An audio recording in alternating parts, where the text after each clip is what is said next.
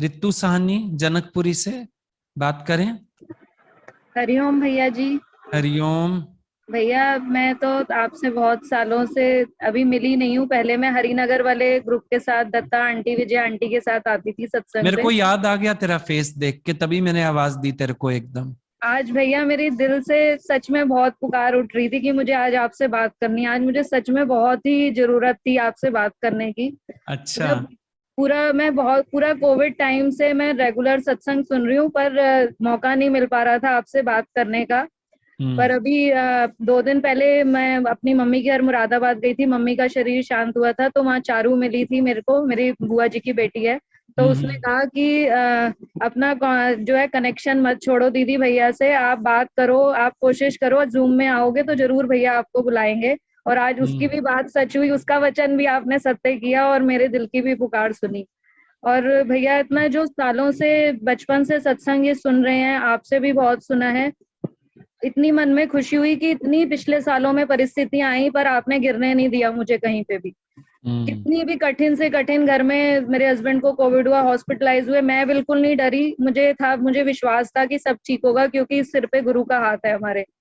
और हम्म। As a professional मैं as a physiotherapist काम करती हूँ, लोगों का ट्रीटमेंट करती हूँ। मुझे नहीं पता, लोग आके ये बोलते हैं कि आपके इस रूम में आने के बाद बहुत पॉजिटिव वाइब्रेशंस आती हैं, वो क्यों आती हैं? तो मैंने मन में आपका शुक्राना किया कि जहाँ मैं ट्रीटमेंट करती हूँ वहाँ आप ही की फोटो लगी हुई है। तो मैंने कहा अच्छा। कि ये सारी पॉजिटिव वाइब्रेशन तो भैया जी से आ रही है, मैं तो कुछ भी नहीं हूँ, मैं तो सिर्फ निमित्त मात्र हाथ रखती हूँ आपके ऊपर, और आप लोग कहते हो कि पॉजिटिव वाइब्रेशन है, तो ये सब मेरे गुरु की वाइब्रेशन है। और अभी पीछे मम्मी का शरीर शांत हुआ तो भी मेरा बिल्कुल भी मन नहीं डोला, क्योंकि मुझे ये लगा कि वो इतना कष्ट में थी तो हम उनके इस शरीर को रख के करेंगे भी क्या। सब रो हम्म। रहे थे, मेरे आंसू निकले क्योंकि माँ का दर्द था, लेकिन फिर भी आपकी हर बात याद थी कि सब जग चलनहार, कोई भी ना साथ आया ना कोई साथ जाएगा। तो इस बात पे मैं अपने टिकी रही। और उनका भी देखा कि उन्होंने भी इतना अपने गुरु को मान दे के रखा, तो वो गुरु पूर्णिमा वाले दिन ही उनका शरीर शांत हुआ। अच्छा। और वो जाने से पहले उन्होंने भजन भी गाया, भजन भी सुनाया, और बहुत आराम से उनका शरीर जो है, प्राण बिल्कुल आराम से निकले उनके।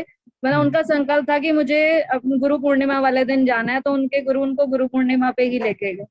उससे और मेरा विश्वास आपकी तरफ पक्का हुआ कि देखो, हमारे जब माँ बाप इतना अपने गुरु पे अडिग विश्वास रख के बैठे हैं, तो मैं घर की परिस्थितियों की वजह से मैं रेगुलर नहीं आ पाती थी, पर ये जो कोविड जैसे आप कह रहे थे कि ब्लेसिंग है, सच में ये कोविड मेरे लिए भी फिर से ब्लेसिंग बन के आया, क्योंकि मैं कोविड की वजह से मैं रेगुलर सत्संग सुन पा रही थी, वैसे काम की वजह से नहीं सुन पाती थी। लेकिन हम्म। ये एक हमारे लिए भी वरदान बना कि ऑनलाइन सत्संग बना, उससे हमने सुना। और सच में दिल से बहुत बहुत शुक्राना है भैया कि किसी भी स्थिति पे आपने गिरने नहीं दिया मुझे, वो मेरी अब गलती।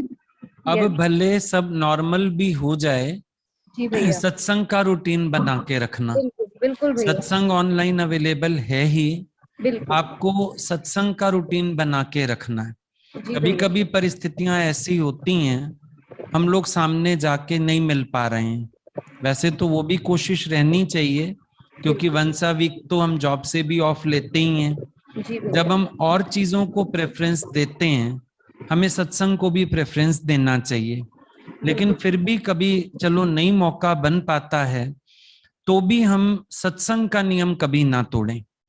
रोज दृष्टांत हम लोग सुनते हैं देवरानी जेठानी का, कि दिया जलाने वाली एक दिन नहीं गई, बुझाने वाली पहुंच गई, भगवान ने उसको भी दर्शन दे दिया। सत्संग का नियम बहुत जरूरी वाली चीज है। बहुत फायदे हैं सत्संग से, हम याद है गुरु हमको, सब कुछ ठीक है।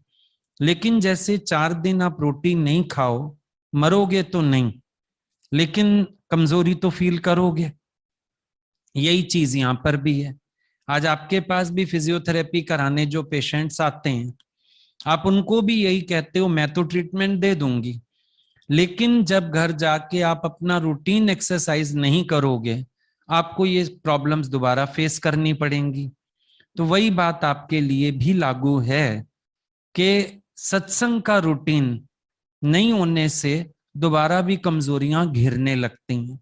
इसलिए दृढ़ होने के लिए और स्ट्रांग होने के लिए और मजबूत होने के लिए हमें सत्संग में आगे आगे बढ़ते जाना है। और जो आज हम अनुभव लेके बैठे हैं, ये सब हुए सत्संग के फायदे। लेकिन जो सत्संग का रियल एम है, to realize your own self, वो मंजिल अभी आगे है। तो इन फायदों तक भी खुश नहीं होना कि हाँ हाँ हमने फायदे मिल गए, हमें हमें रोना नहीं आया, हम दुखी नहीं हुए, हम सिचुएशन में स्ट्रांग रहे। ये तो ऐसा ही है, समुद्र किनारे गए, आपको ठंडी हवा मिल गई, लेकिन मोती भी तो चाहिए ना गहराई में जाके। तो एक वो सेल्फ रियलाइजेशन के लिए हमारा जो प्रयास है वो चलना चाहिए। हमारा सत्संग का रूटीन इसलिए बना रहना चाहिए, और हम अंदर से अपने लक्ष्य की तरफ निरंतर बढ़ते चलें। बाहर सब कुछ होता रहेगा व्यवहार में, लेकिन जब मुझे पता चल गया मेरा एम क्या है, मुझे उस तरफ जरूर चलते जाना है। ठीक है? हाँ ठीक है बेटे, गॉड ब्लेस यू।